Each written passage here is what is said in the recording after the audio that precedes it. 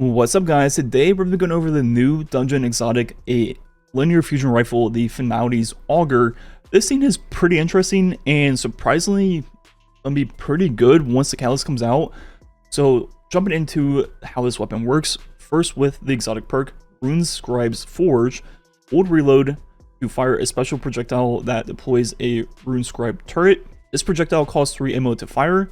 Aim the projectile skyward to provide the clearest sight lines for the turret, which will automatically shoot at nearby targets. So while using this weapon, if you hold down reload, it will swap between linear fusion mode and create turret mode. And when you create the turret, it will just be a turret in the sky, and it will just automatically shoot at nearby targets, hitting for a decent amount of damage. And as you'll see, proccing particle reconstruction this season. And I timed it, it lasts for 25 seconds, and you can only create one at a time, so you have to wait the full 25 seconds for it to despawn to create a new one. And the normal turret mode does a decent amount of damage and isn't that great for Auger. It'll just shoot at near Zane and do a little bit of splash damage, but nothing too crazy. Where it really starts to pop off is with its second perk, the Ruinscribe's Beacon. While a Ruinscribe turret is deployed, this weapon can paint targets with its laser projectiles. The target will target painted targets and fire more powerful munitions at them. So now once we create the turret in the same firing mode, you can paint like a zone that you want it to target on the ground, ceiling, walls, targets themselves. You can really paint wherever you want. And in that zone, it will now do a burst of 5 rockets, missiles, wherever you want to call it, that do a lot more damage and have great AoE accuracy. In a way, you're literally just calling in airstrikes wherever you want. And yeah, it's a lot of damage. The one thing you have to make sure is wherever you paint has to be in line of sight of the turret itself. It won't go through walls, things like that. And as we mentioned, it does proc particle reconstruction. And with this being 5 individual hits, it'll proc the max debuff in basically one hit. And looking at damage on Carl, with this, it's going to hit a lot more. Hitting 5 times now for 6,470 with particle reconstruction.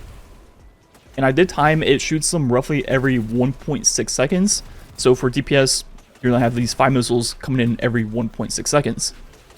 So again, damage on a boss with the linear fusion, it's for 74.6 thousand.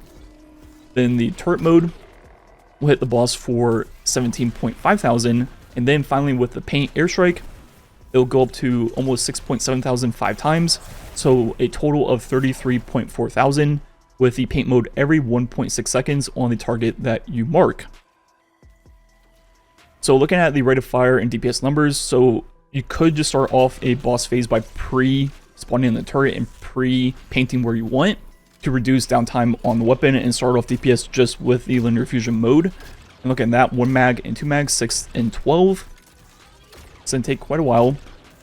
The 2 mag is 12.8 seconds, which means the DPS of 1 is 96.9, over 2, 90,000. Doesn't drop off that much because the reload is very fast, and you're going to still be getting the missile damage while reloading, so not that big of a drop off. And this weapon does have a catalyst. I'm not sure how to get it yet, but it will be bait and switch, which obviously will greatly help the DPS of this weapon. Since I don't have it yet, and I'm not sure if anyone does, it's unclear if it will also buff the damage of the turret and the airstrikes, or if it will only be the 30% bait and switch increase just to the linear fusion. If it's just to the linear fusion, that would take the DPS to 120 and 109,000, which is pretty good. I think just ballparking in my head, and that's pretty close to Queenbreaker. But a bait and switch also increase the missile damage. It would go up to 127 and 116. So pretty good numbers for this weapon. This weapon also holds 26 max reserves. It takes 3 ammo to create the turret, so 23 linear shots after you do that. And the total with bait and switch on all the damage would be 2.9 million.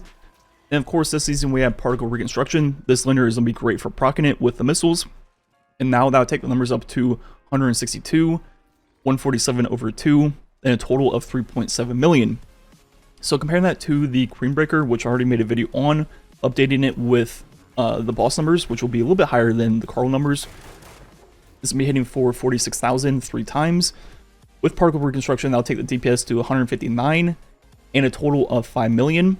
So the DPS is a little bit lower than the Finality's Auger, but not by much. And the total is a lot higher with it having 28 max reserves, and you don't need to waste 3 to create the turret. And another thing about the Queenbreaker is with its catalyst, you'll be able to shoot more without reloading. So overall, less reloads dumping off all of your ammo. So over long phases, it does more total, and it'll be higher sustained DPS with less reloads. But the raw DPS of Finalities with bait and switch really isn't that bad at all. As you saw, it's actually peaks higher than that of the Queenbreaker, and obviously has great AoE ad clear.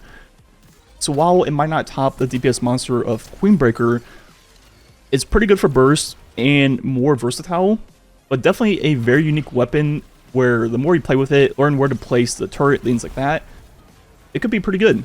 In situations like seasonal activities where it's going to be a lot of ad clear with some short boss DPS phases, this thing could really shine. The painted airstrikes will greatly help for ad clear.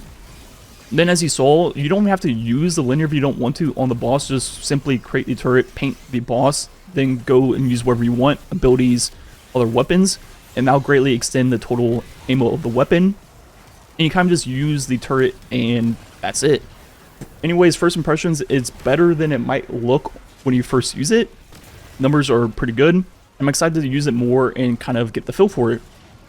Anyways, the rest of the video will just be some gameplay with this, then our 2 final DPS phases for the second and third encounter of the dungeon. Like usual, thanks for watching. Catch you guys next time.